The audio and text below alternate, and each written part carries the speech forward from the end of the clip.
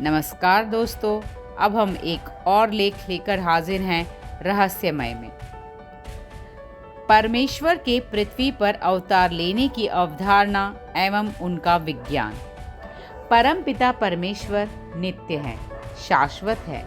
इस दृश्य जगत में अपनी इच्छा अनुसार प्रकट होते हैं और फिर अपने धाम में प्रस्थान कर जाते हैं। उनके वे धाम मायातीत और चिन्मय हैं। उनमें प्रभु विभिन्न रूपों में उन रूपों के अनुरूप पार्षदों एवं परिकरों के साथ विराजते और नाना प्रकार की लीला करते हैं। उन अनंत प्रभु के अनंत धाम हैं। शास्त्रों में प्रमुख धामों का ही वर्णन है। अनंत लोकों के अनुरूप उनके अनंत धाम हैं। वे अनेक होकर भी एक हैं, अभिन्न हैं। उन अनंत प्रभु का स्वरूप सच्चिद आनंद रूप है। सत का मतलब है जिसका कभी अभाव न हो। नाभावो विद्यते सतः।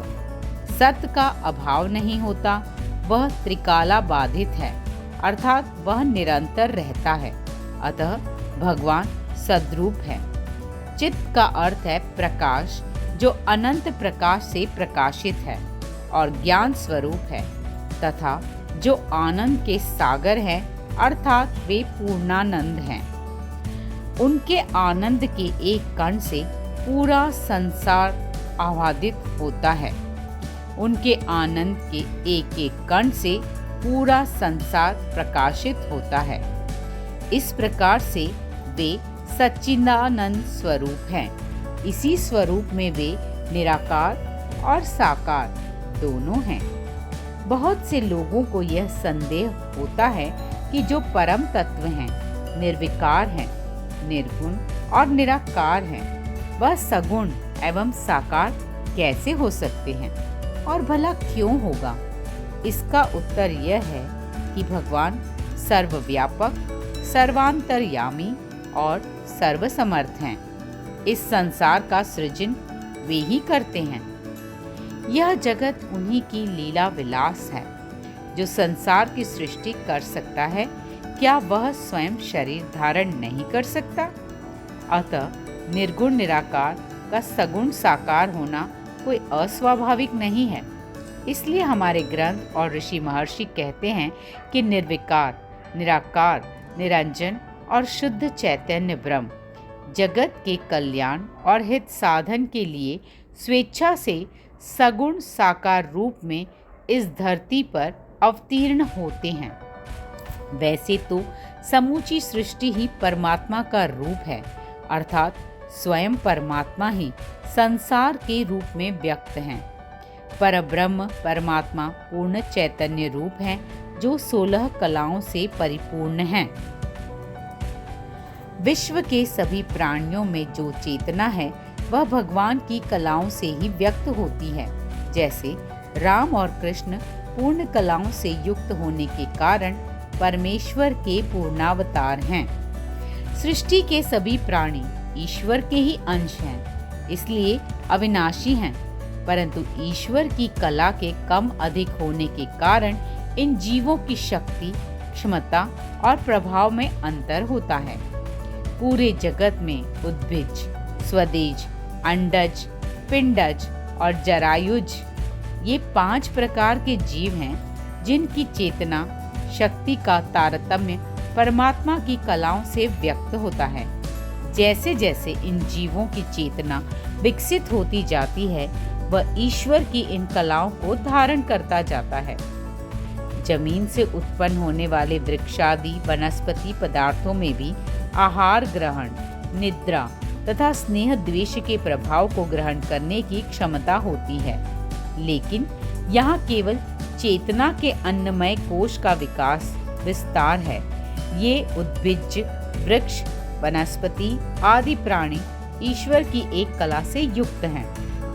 स्वदज, स्वेदज, पसीने से उत्पन्न होने वाले प्राणी जैसे जूं, मक्खी इत्यादि जीव, जिनमें प्राणमय कोश का विकास विस्तार है, अर्थात ये सक्रिय जीव हैं, ये ईश्वर की 2 कला से युक्त हैं। इसी प्रकार से अंडज, अंडे से उत्पन्न होने वाले प्राणी जैसे पक्षी, सर्प इत्यादि ये प्राणी ईश्वर की 3 कला से युक्त हैं, जिनमें मनोमय कोश का विकास है। ये अंडज प्राणी संकल्प विकल्प भी करते हैं। पिंडज प्राणी विभिन्न प्रकार के पशु ईश्वर की 4 कला से युक्त होते हैं। इन पिंडजों में विज्ञानमय कोश का भी प्राकट्य होता है। ये प्राणी बुद्धि का भी उपयोग करते देखे गए हैं। जरायुज प्राणी केवल मनुष्य होते हैं, जिनमें आनंदमय कोश भी विकसित होता है। 5 कलाओं से युक्त केवल मनुष्य ही अपने आनंद की अनुभूति को हास्यादि भाव द्वारा व्यक्त कर सकता है और बिना दैहिक चेष्टा के आनंद का अनुभव कर सकता है। इसमें निम्न कलाओं वाले यानी निम्न चेतनात्मक स्तर वाले प्राणियों में यह क्षमता नहीं होती है। वे या तो शांत रहेंगे या दैहिक गतिविधियों से अपने आनंद को व्यक्त करेंगे। मनुष्य योनि कर्म योनि है। इसी योनि में जीव अपने शुभ अशुभ कर्मों के अनुसार पाप पुण्य का भागी बनता है। उसे अपने कृतत्व का अभिमान रहता है कि यह मैंने किया है। 5वीं कला के बाद चेतना की जिन भूमियों में विकास होता है वे हैं भावना, प्रज्ञा और बोध। इन तीनों कलाओं का तारतम्य मनुष्य में बना रहता है। इसलिए मनुष्य में 5 से 8 कला तक चेतना की अभिव्यक्ति या विस्तार हो सकता है। सामान्य मनुष्यों में जो निम्न कोटि के मनुष्य होते हैं तथा वन्य मानवों में चेतना 5 कला तक ही विकसित होती है। वास्तव में सभ्य, सुसंस्कृत और संवेदनशील मनुष्य में चेतना 6 कलाओं से युक्त होती है। भावना ईश्वर की 6ठी कला है। सामान्य मनुष्यों में अपेक्षा समाज में जो विशिष्ट प्रतिभावान मनुष्य हैं वे प्रज्ञावान होते हैं। वे किसी भी ज्ञान, विज्ञान तथा तथ्यों को तेजी से ग्रहण करते हैं और उनसे मिलने पर वे विशिष्ट तथा असाधारण नजर आते हैं। इनकी चेतना ईश्वर की 7वीं कला प्रज्ञा के क्षेत्र में भी विकसित होती है।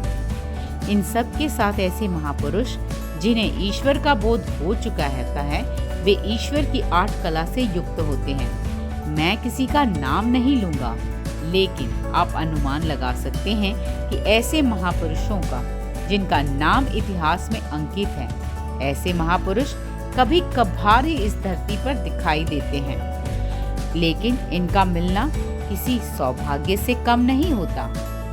पार्थिव शरीर ईश्वर की 8 कला से अधिक का प्राकट्य सह नहीं सकती।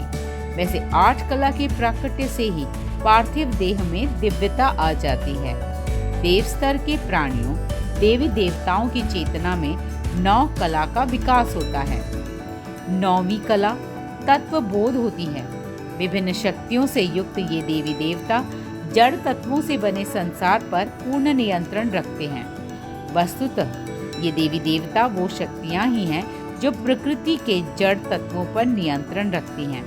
9 कला का विकास दिव्य देह में ही हो पाता है।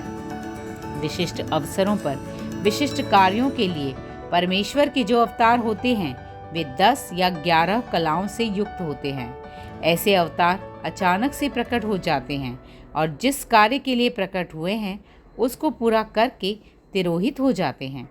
मत्स्य, कूर्म, वराह, नरसिंह और आदि तथा भक्तों को दर्शन देने अथवा उन्हें वरदान देने के लिए जो अवतार होते हैं वे इसी प्रकार के अवतार होते हैं। ये विशिष्ट कार्य वो कार्य होते हैं जिन्हें पूरा करना किसी और के वश की बात नहीं होती। परमेश्वर की 10वीं कला काल, समय, तत्व और 11वीं कला महत्त्व है। परमेश्वर अपनी 10 या 11 कलाओं के साथ जहाँ प्रकट होते हैं वहाँ स्थूल और सूक्ष्म संसार का भेद नहीं रह जाता। उनके शरीर पर द्रव्य और ऊर्जा के नियम काम भी नहीं करते, अतः उनकी शरीर का आकार चाहे जब जैसा बदल सकता है। जैसे भगवान वामन विराट हो गए थे, उनकी दिव्य देहों में वस्त्राभरण, आयुध आदि भी दिव्य होते हैं। यहाँ दिव्य का तात्पर्य उन तत्वों से है जिन पर ब्रह्मांडीय द्रव्य एवं ऊर्जा के नियम काम नहीं करते। होने वाली अवश्यम भावी भवितव्यता को बदलकर काल के प्रवाह पर अमिज एवं अखंड प्रभाव छोड़ने के लिए ही उनका प्राकट्य होता है। 11 कला से ऊपर होने पर प्रभु पूर्णावतार के रूप में प्रकट होते हैं, अर्थात 12वीं कला धारण करते ही प्रभु अपने पूर्ण अवतार के रूप में प्रकट होते हैं। प्रभु श्री राम 12 कलाओं के साथ जन्मे परमेश्वर के पूर्णावतार ही थे। परमेश्वर की ये 12वीं कला उनकी माया शक्ति ही है। यह माया ही उन सारी परिस्थितियों को रचती है जिनमें परमेश्वर अपने उन विशिष्ट कार्यों को पूरा करते हैं जिसके लिए वे अपने पूर्णावतार के रूप में जन्म लिए होते हैं।